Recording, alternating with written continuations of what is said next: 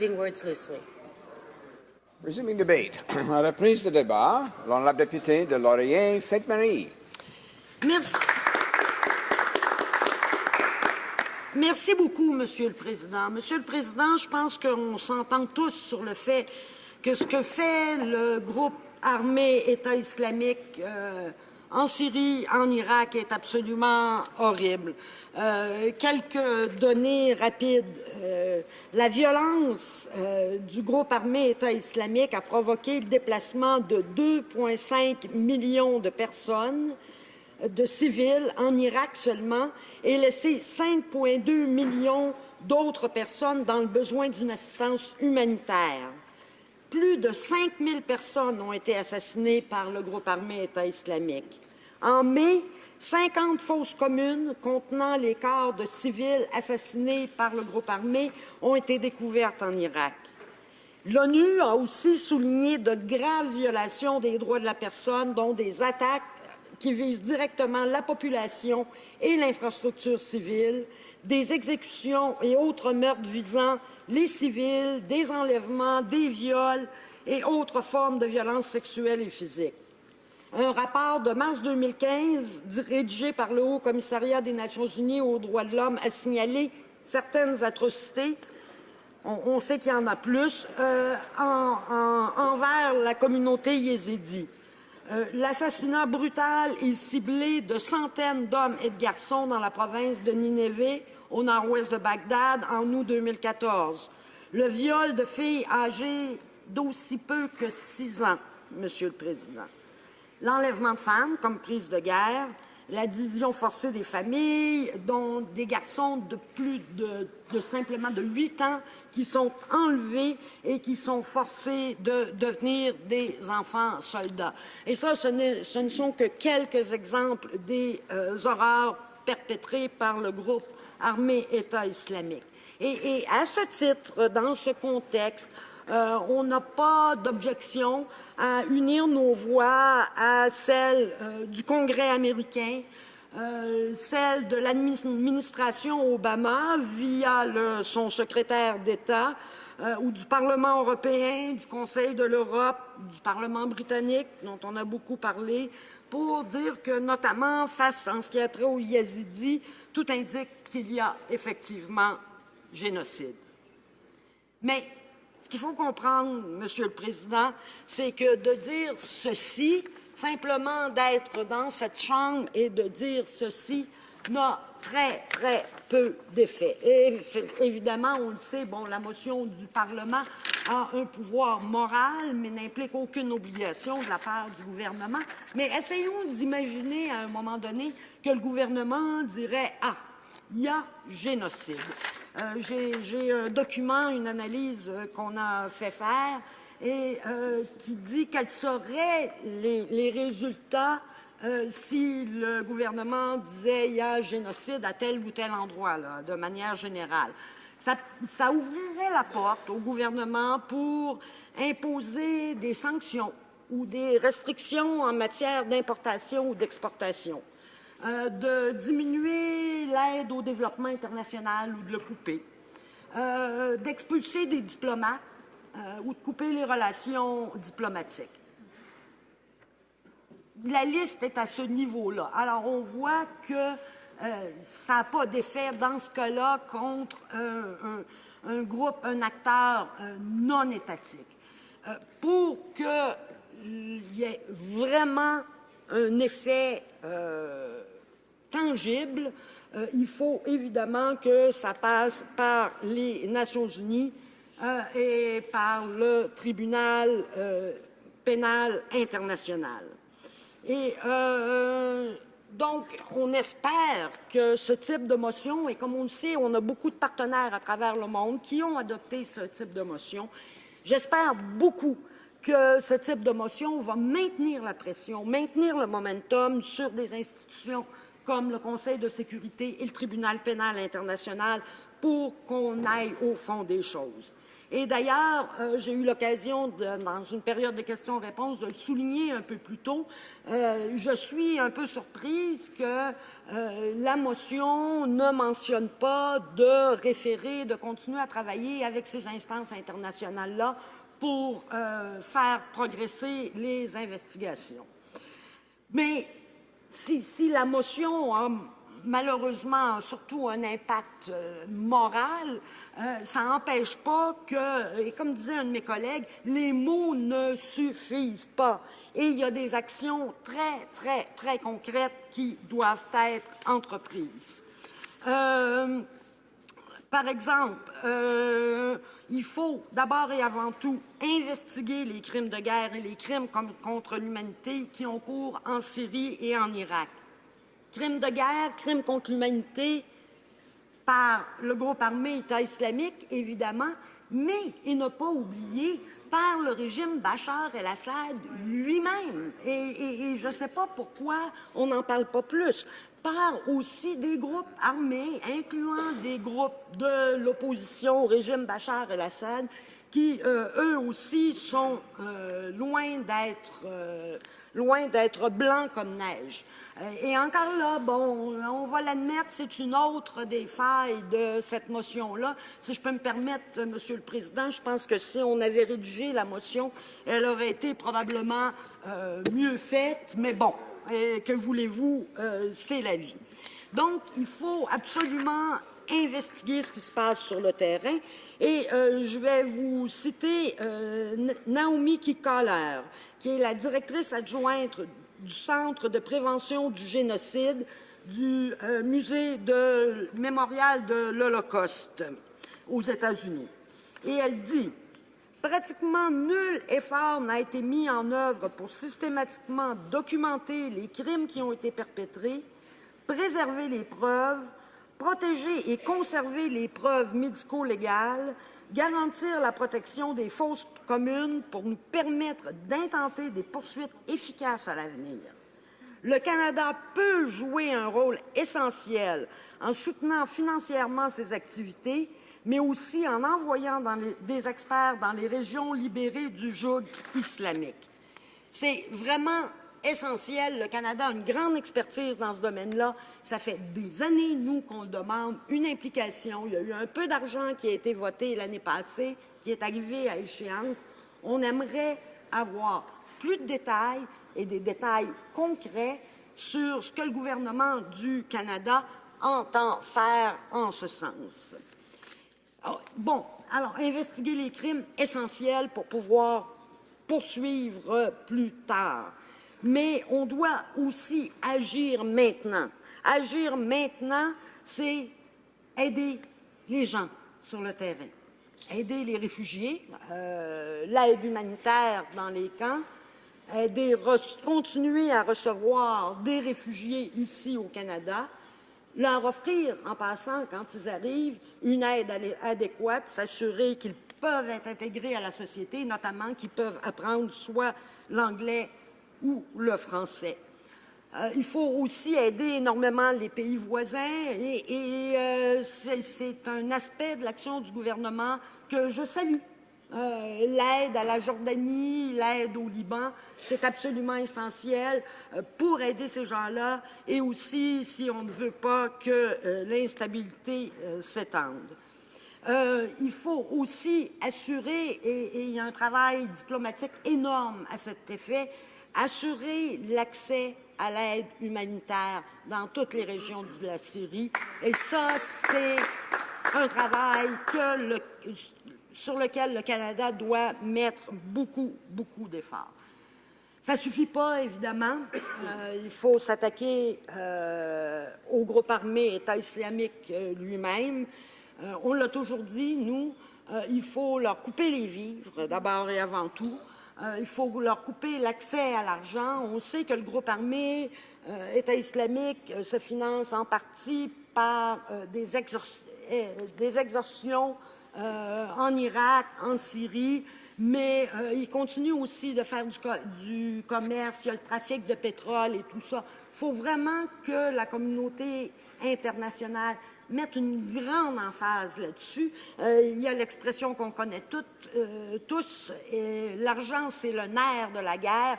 Si on réussit à couper le financement au groupe armé État islamique, on aura fait d'énormes progrès.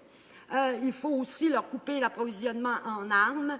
Et là encore, je le répète, j'insiste encore pour que le gouvernement canadien procède très rapidement à accéder à la Convention sur le commerce des armes, au traité sur le commerce des armes. C'est absolument essentiel. Ça va nous aider aussi à convaincre d'autres pays de travailler dans ce sens-là. Cette circulation mondiale d'armes est une de nos plus grandes menaces. Et il faut aussi, évidemment, empêcher le groupe armé État islamique de recruter plus de militants. Et je n'entrerai pas dans les détails parce qu'on en a parlé vraiment très souvent, mais il y a un problème ici dans la mesure où certaines des mesures prises par divers pays semblent créer plus d'opportunités encore pour le groupe armé État islamique pour attirer des militants. Et ça, ces éléments-là, ça fait partie aussi du mandat qui nous a été donné par les Nations unies. Il est essentiel de mettre une grande emphase là-dessus.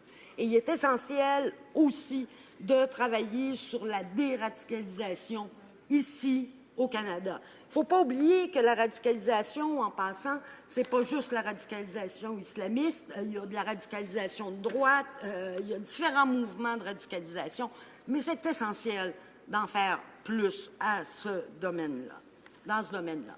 Et finalement, par-dessus tout, il faut trouver une solution de paix dans la région. Et j'encourage, j'étais heureuse de voir que maintenant le Canada est invité enfin aux grandes réunions internationales pour essayer de trouver une solution diplomatique, durable et commencer à penser, on l'espère, à la reconstruction à l'avenir. Le général Dallaire disait en entrevue récemment, le général Dallaire, pour lequel je pense tout le monde ici dans cette Chambre a une admiration sans borne, que le génocide rwandais est en train de se répéter en Syrie. Alors, il faut trouver une entente, il faut trouver une solution. J'ajouterais, Monsieur le Président, qu'il faut aussi travailler à la prévention. Parce que, comme le disait un de mes collègues que j'admire beaucoup, le problème de ces groupes terroristes-là, en ce moment, c'est que c'est comme l'hydre de la mythologie grecque. On coupe une tête, il y en a deux qui repoussent, OK? Il y a quelques années, on était préoccupés par Al-Qaïda, et après ça, Al-Qaïda au Maghreb, le groupe armé État islamique. Il faut absolument faire de la prévention. Puis la prévention, c'est pas simple, c'est pas facile, ça prend du temps, mais c'est essentiel. Ça passe par la bonne gouvernance, la prévention des conflits, assurer que dans tous les pays, justice soit faite. Et quand on dit assurer que dans tous les pays, justice soit faite, aussi quand justice soit faite quand des crimes contre l'humanité ont été perpétrés. So, as I was saying, we all agree that the atrocities committed by ISIS in Syria and in Iraq are pretty awful. I won't go in all the details, but, you know, we're talking, for example, of 5,000 people killed by ISIS. And we're talking also of using rape as a weapon of war. We're talking of young children being taken from their family and becoming child soldiers. We're talking, as we all agree, we've all seen the images, and it's the beheading are awful, but It's the day in, day out atrocities that are committed. And in that respect, seeing all those atrocities, we have no problem with joining our voices with that of the American Congress, that of the Obama administration through the Secretary of State, the European Parliament, the Conseil de l'Europe, European Council, or the British Parliament, to say that, notably with regard to the Yazidi, I think that the evidence is quite clear that, yes, in all probability, there is a genocide. And as I was saying also, it's saying that is not enough. Words are not enough, because, you know, this motion has no legal consequences. It has no legal consequences on the government, and even if the government was going to say, you know, it's a genocide, it wouldn't have legal consequences that could apply in this case in particular, where it's a non-state actor. You know, otherwise, you know, if it's about a country, then the implications is you can cut diplomatic links or recall your diplomats or things like that. That doesn't apply in this case. So we have to act, and there's many avenues through which Canada can act. First, investigating the war crimes, and the war crimes not only of ISIS, but the war crimes of the Bashar al-Assad regime, which has done awful things, terrible things. And the war crimes also of some opposition groups who also have committed atrocities and crimes against humanity. And Canada can play a key role in that respect, because we can provide money, we can provide expertise to gather the evidence and to treat it properly. The previous government had announced $1.2 million a bit over a year ago for over a year, and I'd be very interested in more details about what the current government is planning and whether or not they will go full steam, I'd say, in investigating those atrocities and those war crimes. This is absolutely essential. And we also need to continue our fight against ISIS. We need to starve them of money. So we have to work together with the international community to make sure that, you know, they cannot sell any more artifacts or petroleum, all those sources of money, as we say in French, l'argent est le nerf de la guerre. And we have to starve them of arms. And in that respect, I'm pressing the government again to accede to the Arms Trade Treaty as soon as possible, so that we do our share and we encourage others to control the flow of arms around the world.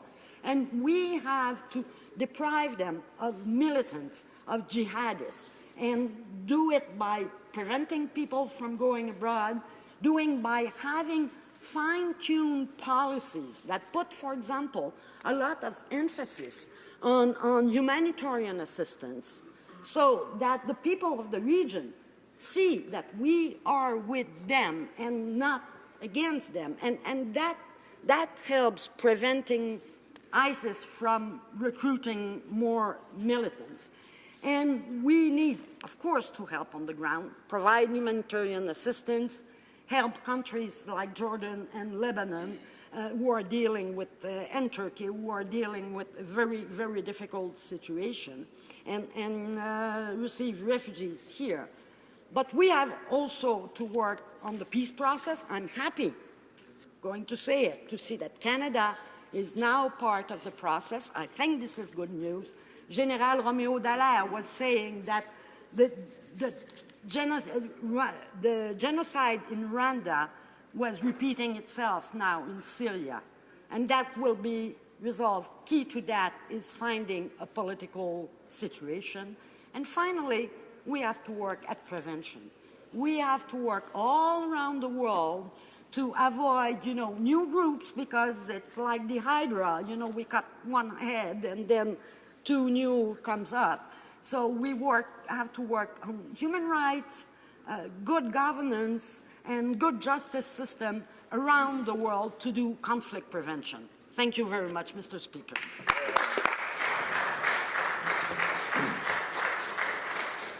Questions and comments? Question commentaire. The Honourable Parliamentary Secretary to the Minister of Natural Resources. Thank you, Mr. Speaker, and I thank my honourable colleague for her very impassioned speech, and I believe in a number of ways she's captured what the Parliamentary Secretary earlier was saying in her speech. There are a couple of things I'd like to mention. One, the Minister, as we know, has written to the appropriate authorities around, it was May 30th, I believe, in taking this to the proper international venue to have a discussion and eventually reach a conclusion. And I guess one of the terms that my honourable colleague used was, in all probability, this is genocide. And I guess to me that's really important, because I don't think as a government, as a parliament, we should be making decisions about in all probability. There is an appropriate place for that discussion to happen. It was asked by the minister to that appropriate authority to have that discussion. But further to that, one of the other items in my colleague's speech was really about the work on the ground, in the communities, in the countries, and if she could elaborate on how important it is for us to continue that work and do so in cooperation with our allies. Thank you, Mr. Speaker. La députée de Laurier-Sainte-Marie.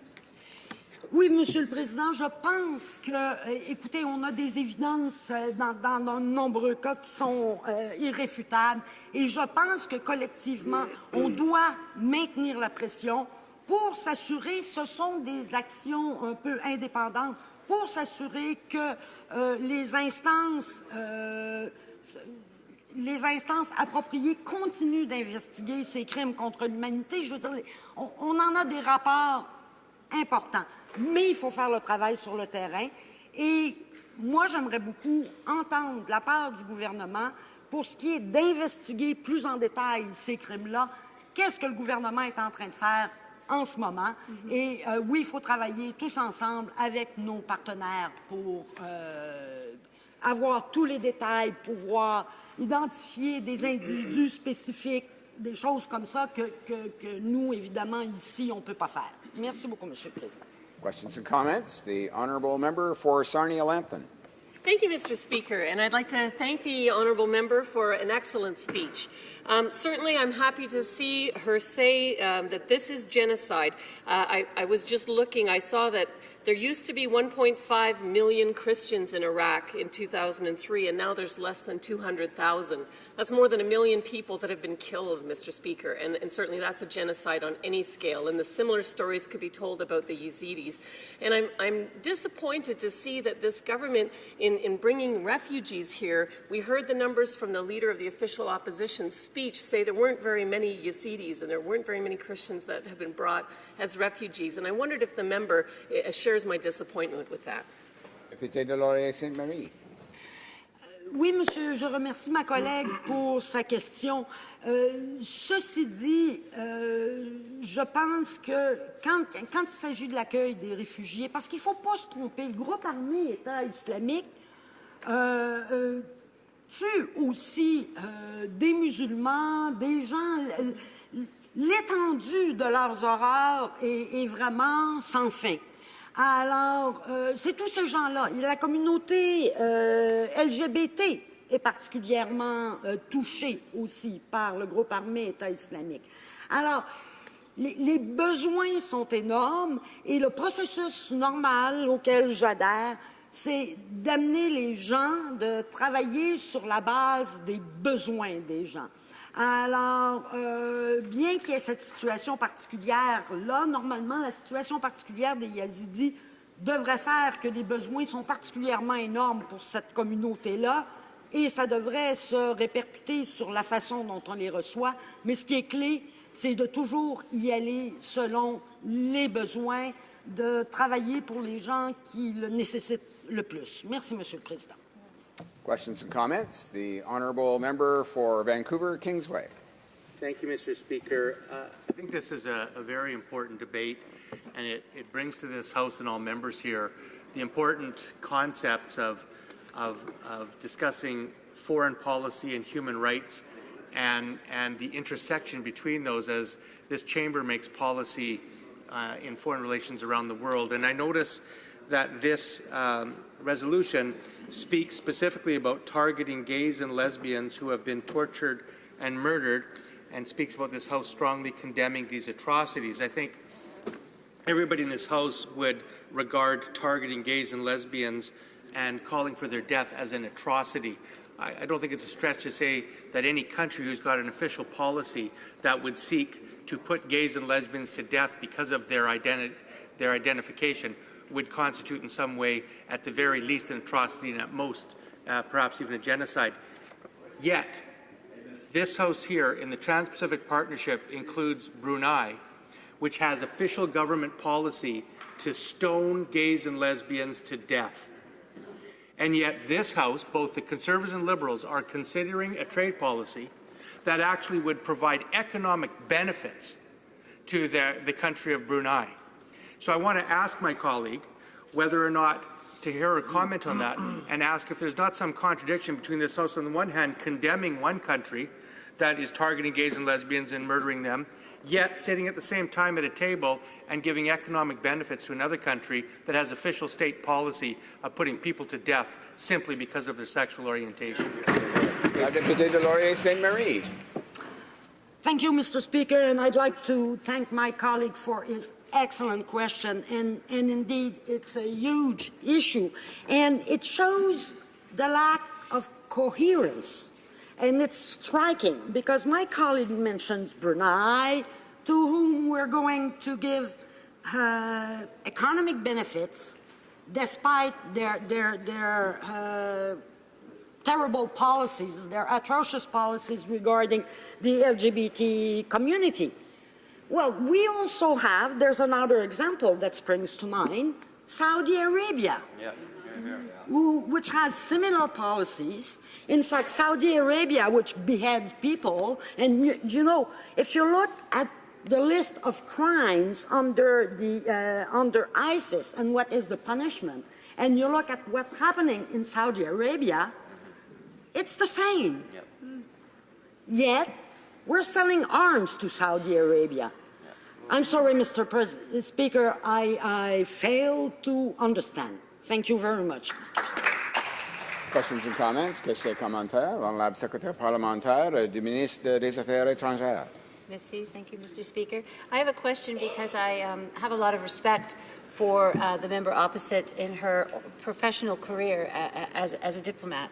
And I know that her interest is in bringing parties together to tackle this tricky question. So I'm wondering about her comment with regard to the Genocide Convention, which contains an important obligation for states to take steps to punish genocide. It's important that any motion include language on accountability for serious crimes. She alluded that in her speech, and I'd like to hear more. Thank you. La députée de Laurier Sainte Marie. Yes, and I think I've underlined, and I hope I was clear, that this motion is moral suasion, moral persuasion.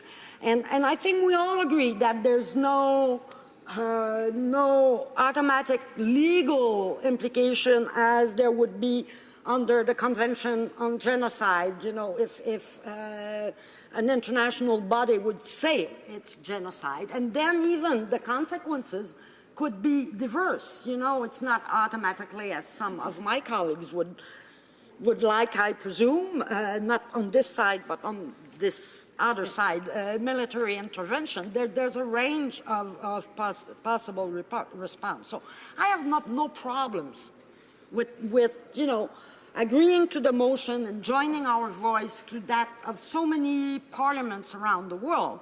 My point is that beyond that, beyond words are not enough. And I think on that point, we're on the same side. We need to act. Humanitarian assistance, you know, starving ISIS of money, arms, and militants and jihadists, and investigating on the ground the crimes committed not only by ISIS, but also by the Assad regime and other groups in the region. Thank you very much, Mr. Speaker. Resuming debate.